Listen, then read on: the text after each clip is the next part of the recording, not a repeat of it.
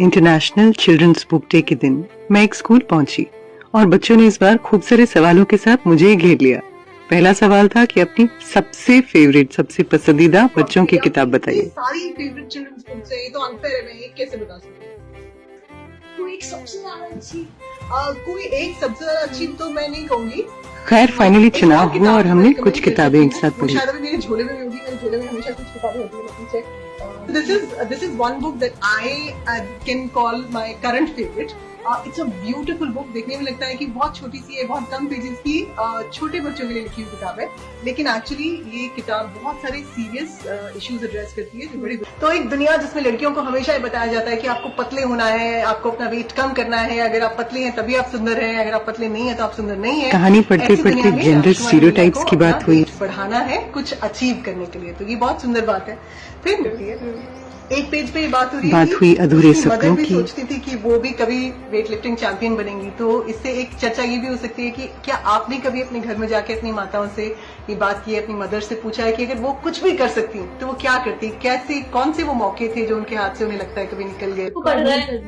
जब कोई बड़ा उनके साथ वही चीज चर्चा की सबसे अच्छी बात ये थी कि बच्चों ने बराबर के भागीदारों की तरह उसमें साथ दिया। हम बातें कर सकते हैं उसके बारे में, क्वेश्चन पुट अप कर सकते हैं, ताकि मतलब बच्चे ने कितने लेवल तक उसने अपनी तरफ से समझी, उसकी लेवल को अंडरस्टैंडिंग किया। आपस में भी पढ़ा। कम्युनिटी रीडिंग एक अच्छी बात हो सकती है, क्योंकि इससे आपको पता चल सकता है कि एक किताब जो आपके लिए ये मीन कर रही थी वो किसी और के लिए कुछ कम्प्लीटली अलग मीन करे, ऐसा हो सकता है।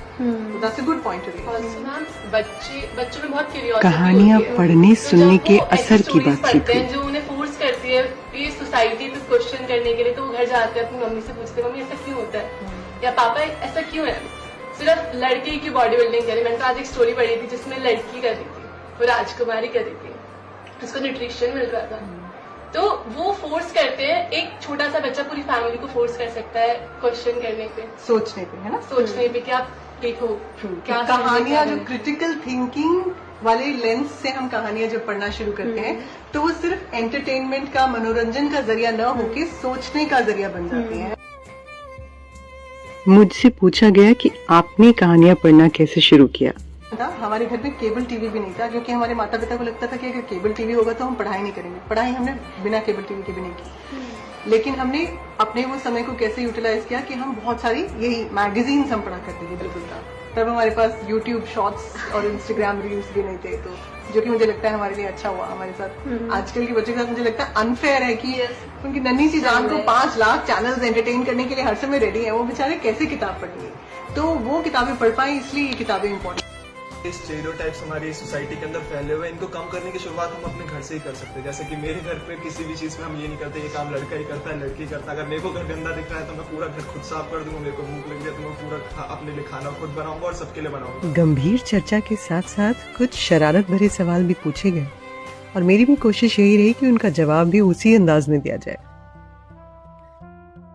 तो आपकी कोई इम्परफेक्शन है क्या जो आपको लगती है that you can share? So honestly, every human being is imperfect, but I think I'm an exception. No, I don't think that. तो मुझे बहुत सारी imperfections है, of course, सभी में होते हैं। सारे तो मैं नहीं बता सकती हूँ, but एक जो बहुत superficial है और बहुत सामने सामने दिखता है वो ये है, I bite my nails. और इस तरह एक बार फिर एक दिन जो बिल्कुल आम बोरिंग सा हो सकता था, हम सब की मिली जुली कहानियों से बेहद खास हो गया।